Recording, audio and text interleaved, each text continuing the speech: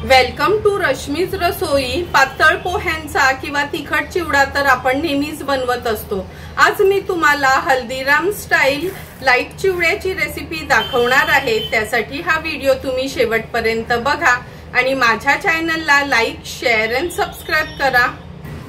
आज आपण सगळ्यांच्या आवडीचा लाईट चिवडा बनवणार आहोत। म्हणजे हल्दीरामचा जो लाईट चिवडा मिळतो ना, सेम त्याच पद्धतीचा लाईट चिवडा बनवणार आहोत। त्याकरता मी 200 ग्राम पोहे घेतले आहेत। कांदे पोहे बनवण्यासाठी जे जाडे पोहे वापरतो तेच पोहे आहेत। अर्धा कप बेसन वापरणार आहोत, कढीपत्त्याची पानं, पाव चमचा हिंग, पाव चमचा हळद, चवीप्रमाणे मीठ आणि 2 मोठे चमचे साखर वापरणार आहोत। तर चला मग रेसिपी करायला सुरुवात करूया। सर्वात आधी आपल्याला हे पोहे तळायचे आहेत, पण पोहे तळण्या अगोदर हे आपण चाळून घेणार आहोत, म्हणजे भुसा वगैरे असेल तो निघून जाईल। नंतर बेसनची शेव बनवणार आहोत, त्यासाठी पण बेसन आपण चाळून घेणार आहोत। हे बघा, पोहे पण आपण चाळणीतनं चाळून घेतले आहेत, म्हणजे तळण्यासाठी हे पोहे रेडी आहेत। आता आपण शेव बनवण्याकरता हे बघा, बेसनचं पीठ अर्धा वाटी चाळून घेतलं आहे। सर्वात आधी आपण ना ह्या जाळ्या असतात, ह्यातली जी मधली जाळी असते ना ती वापरणार आहोत शेवया पाडायसाठी। एकदम बारीक असते किंवा मोठी असते ती न वापरता ही जी मीडियम साईजची आहे ना तीच वापरणार आहोत। ह्याला आणि आपण ह्या साच्याला आहे ना तेलाने ग्रीस करून घेऊया। चला आता शेव बनवण्यासाठी आपण हे बेसनचं पीठ भिजवून घेऊया। अगदी पाव चमचा एवढीच हळद ऍड करणार आहोत, चवीप्रमाणे मीठ ऍड करते, थोडंसं हिंग आवर्जून घालत जा, कारण का बेसन कसं थोडं पचायला जड असतं ना, त्यामुळे हिंग आवर्जून वापरायचं आहे। ही शेव बनवताना मी तेलाचं मोहन वगैरे काहीच करत नाही। तुम्ही माझं तिखट शेवची पण रेसिपी बघितलीच असेल। तेलाचं मोहन किंवा तांदळाचं पीठ न वापरता आपण कुरकुरीत शेव बनवू शकतो। आता थोडं थोडं करून पाणी ऍड करून आपण हे पीठ भिजवून घ्यायचे। हे बघा, पीठ आपण अशा पद्धतीने भिजवून घेतलं आहे। चमच्यानीच मी मिक्स केलं, थोडंसंच होतं म्हणून। आता अगदी थोडंसं तेल घेणार आहोत हाताला आणि ह्या बेसनच्या पिठाचा छान गोळा करून घेऊया।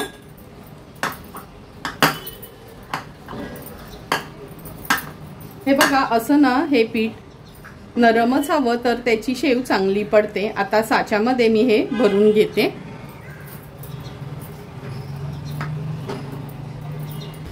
गॅसवर आपण तेल गरम करत ठेवलं आहे, चांगलं कडकडून तेल गरम करायचं आहे।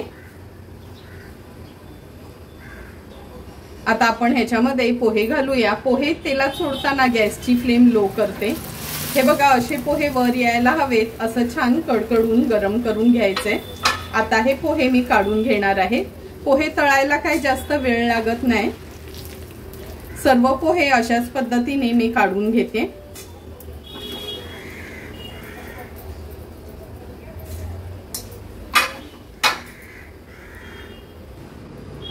हे बघा, सर्व पोहे हे आपण तळून घेतले आहेत।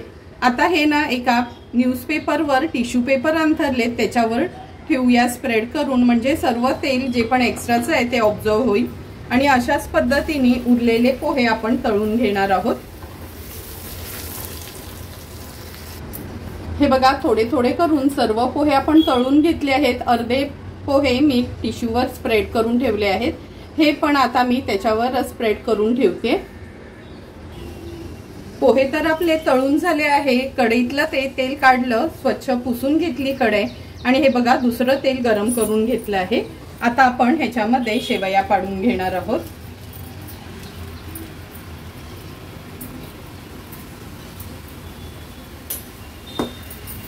गॅसची फ्लेम मीडियम टू हाय वरच ठेवायची आहे शेवया तळताना।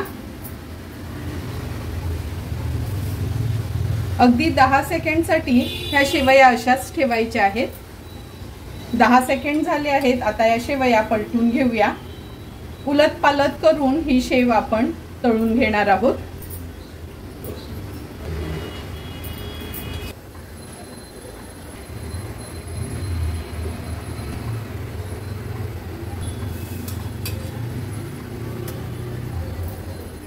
सुंदर आणि झटपट अगदी 1 मिनिटातच आपली ही शेव तळून झाली आहे। ही मोठी चाळणी घेतली आहे। आता ही शेव ह्याच्यात काढून घेऊया, म्हणजे जे पण एक्स्ट्राचं तेल आहे ते निघून जाईल। पुन्हा गॅसची फ्लेम लो करते, कारण का शेवया घालताना गॅसची फ्लेम लो ठेवायची आहे। आता उरलेल्या शेवया मी त्याच पद्धतीने करून घेते।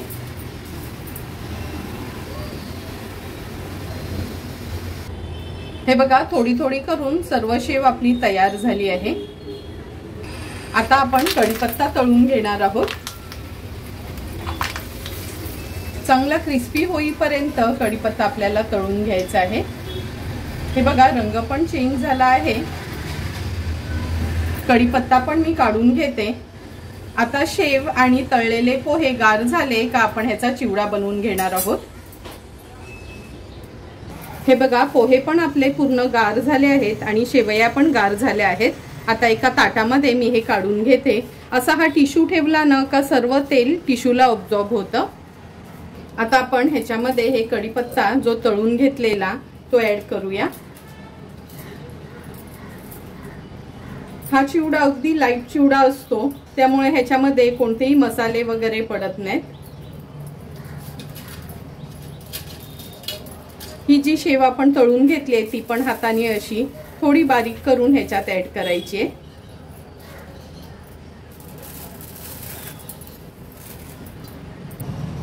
चवीप्रमाणे मीठ ऍड करूया। लक्षात ठेवा, पोह्यांमध्येच फक्त आपण मीठ ऍड केलं नव्हतं, बाकी शेवेमध्ये तर आपण मीठ घातलं होतं।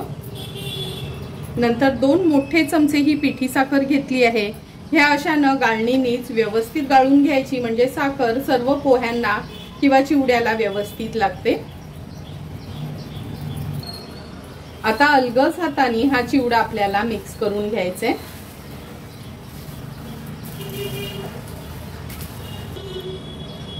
तुम्ही बघू शकता, सुंदर असा आपला हा हल्दीराम स्टाईल लाईट चिवडा तयार झाला आहे। अगदी हे बघा कसा क्रिस्पी हो झाला आहे। आता तयार झालेला हा चिवडा आपण सर्विंग बोल मध्ये सर्व करणार आहोत। सुंदर आणि क्रिस्पी असा तयार झालेला हा लाईट चिवडा ह्या सर्विंग बोल मध्ये आपण सर्व करून घेतोय।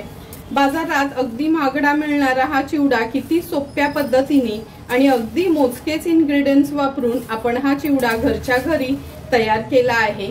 तुम्हाला पण जर मी बनवलेला हा लाईट चिवड्याची रेसिपी आवडली असेल तर तुम्ही पण नक्की माझ्या पद्धतीने या दिवाळीत थोडा हा लाईट चिवडा घरी ट्राय करा आणि मला कमेंट करून सांगा की तुम्ही बनवलेला हा लाईट चिवडा कसा झालाय तो।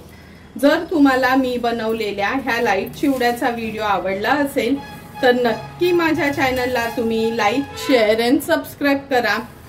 Thank you for watching my video.